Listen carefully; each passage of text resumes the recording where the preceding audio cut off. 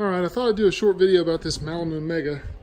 This is the first tent that I bought for our family camping trips. I've got it in the garage here because I'm just cleaning it off. I took it to Overland Expo East this weekend, which turned into a mud fest. So there's some mud. I've been cleaning off the tent and everything. But it gave me a chance to see just how waterproof this thing is.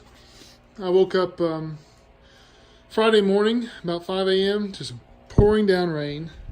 And it rained like that for probably an hour and a half, almost 2 hours, really raining hard. And then it was off and on the rest of the morning until about noon. And I noticed one big downfall to this tent design is that when the annex cover flap is down, I'll show you here. It's got some Velcro here around the sides, which is nice. That does keep it in place. But the biggest problem I noticed with this thing when it came to rain is that once this annex cover is down, right? See that right there? There is no real good way. I mean, there's this loop. I'm not really sure what this is supposed to be for. I have kind of hooked it through there just to sort of help keep it out.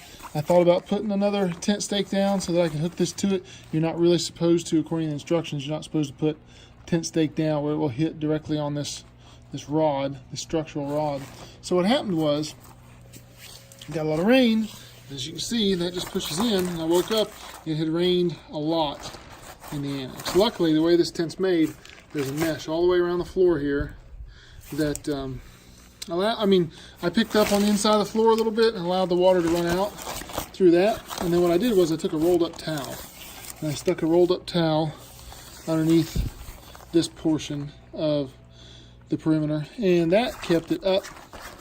And I was able to just sort of push this out and hook this down in here, and that kept the rain out for a good while. It worked a lot better. If there was a Velcro strip around the bottom of this so that could be sealed off, that would be a huge improvement in my opinion. This tent otherwise worked really well. It kept me dry. I didn't have the guy lines out because we were in such a confined camping space with other vehicles. I think the only problem I noticed was after a while, the rain began to weigh down the top of the tent a little bit in places, and it touched the inner structure of the tent. If you're not familiar with these, the way it works is the entire outer shell of the tent is basically one big rain fly. And so on the inside, the tent has an inner structure that's supported kind of like by a spider web of strings. It's kind of a cool design. The rain fly's built in and it gives you this little annex room.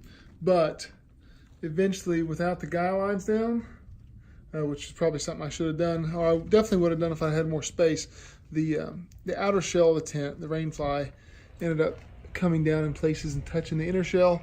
And where it did, it leaked through, not through the inner shell, but it leaked through the rain fly portion. It ran down the sides of the shell and dripped through the window screens on the inside. So just a few drops. It wasn't anything big, but that was probably more my fault than anything. But yeah, this leaking in the annex, that's kind of a bummer. So I think, I don't know, I've seen a lot of versions of this tent marketed by different people, and some of them have different features. I think that would really make this a lot better. Getting rain inside the annex is not so cool, and with there being no really good way built into the tent to do it other than that little hook and maybe putting a stake right there to give you something to hook to. So anyway, that's my take on the Malamoo Mega. It's a good tent if you have room for it. It's not a 3-second tent. Like they say, it does not pop all the way open in one shot. It kind of pops about 2/3 of the way open on its own, and then you sort of have to wrestle it around to get the structural rods to rotate, because when it's folded up, they sort of spin into figure eights. You have to basically turn this thing into 2 figure eights folded over on itself to get it into its container. And so they do rotate when they're doing that. So it doesn't want to fully come out of its collapsed state.